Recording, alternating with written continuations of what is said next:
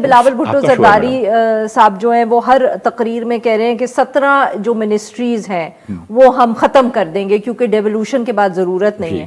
سر، Pakistan Peoples party کی حکومت میں اپنے اتحادیوں کو اکوموڈیٹ کرنے کے لیے جہاں جہاں انہوں نے 18th امینڈمنٹ پاس کی، ساتھ میں انہوں نے ان منسٹریز کو رکھا کیونکہ پی ایم ایل کیو کو، ایم کیو ایم کو، سب کو اکوموڈیٹ کرنا تھا، اور اس کے بعد ہر حکومت جو آئی اس نے یہی پروسیس کیا. پی ٹی آئی کے جی، پی ٹی آئی کو بھی، پی ایم ایل این نے، P D M, Pakistan Peoples Party, سب نے. تو وہی سر بات تو وہی آ گئی نا کہ یہ کتنے مشکل ہیں حکومتوں کے لیے، پرائیویٹائزیشن ہو، یہ اس طرح کے اقدام کہ آپ منسٹریز کو بند کریں، نہیں کوئی کرتا. تو on paper it might be easy but no government finds it easy to do. میرے خیال سے منسٹری کو تو شاید بند نہ کر سکا کوئی. اور یہ جو بجلی فری دینے کی بات کر رہے ہیں، 300 یونٹ، جو 80% سے زیادہ صارف ہمارے جو ہیں وہ 300 یونٹ سے کم بجلی لیتے ہیں، تو بیسیکلی آپ 80-85% پاکستانیوں سے بجلی کا بل نہیں لیں گے.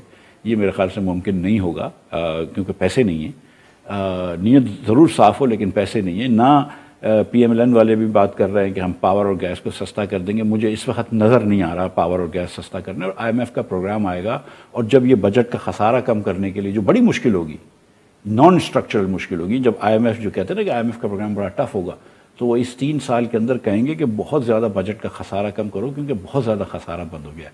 جب وہ نمبرز آئیں گے اور آپ کو یہ جو ٹیکس ہے جو اب 10,000 ارب ہے، اس سے آپ کو 15,000 ارب تک لے کے جانا ہوگا، 50% بڑھانا ہوگا 3 سال میں، تو اس سے چیخیں نکلیں گی لوگوں کی. کن لوگوں کی؟ پورے پاکستانی عوام کی، ہر جگہ پہ. میں آپ کو بتاؤں کہ دیکھیں، جو ہم نے ایگریکلچر کو بیسکلی ٹیکس سے منہا کر رکھا ہے، اس کو ٹیکس نیٹ میں لانا پڑے گا. ہم نے پراپرٹیز کو ٹیکس پہ منہا رکھا ہے. جو پاکستان میں جو صاحب ثروت لوگ ہیں، امیر لوگ ہیں، پیسے والے لوگ ہیں، وہ اپنی جو اپنی جائیدادیں ہیں وہ رکھتے ہیں پراپرٹی کے اندر. اس کے اوپر آپ کو کہیں نہ کہیں ٹیکس لگانا ہوگا. آپ کو امیر لوگوں کو ویلتھ ٹیکس تھوڑا سا لگانا ہوگا کیونکہ یہ نسل در نسل پیسہ اپنی نسل میں ہی رہے. وہ ٹھیک ہے، میں اچھی بات ہے کہ وہ لوگ امیر رہیں، میں ان کے لیے خوش ہوں، لیکن تھوڑا سا باقی پاکستانی بچوں کے لیے بھی تھوڑا سا دے دو.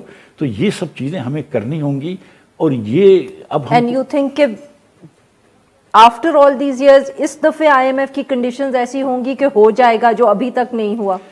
دیکھیں، یہ تو میں نہیں گارنٹی کر سکتا کہ یہ کنڈیشنز میٹ ہو جائیں گی یا نہیں. پچھلی مرتبہ بھی ہم بڑی ریلکٹنٹلی کرتے ہیں. کچھ اس میں سے تھوڑے سے زیادہ انتھوزیاسٹک ہوتے ہیں وزیر، کچھ بہت زیادہ ریلکٹنٹ ہوتے ہیں آئی ایم ایف سے.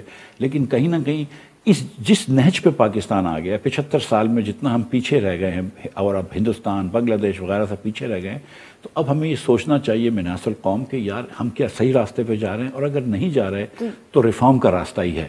ہم کتنی مرتبہ بجلی اور گیس کی پرائسیں بڑھائیں گے اور ریفارم نہیں کریں گے.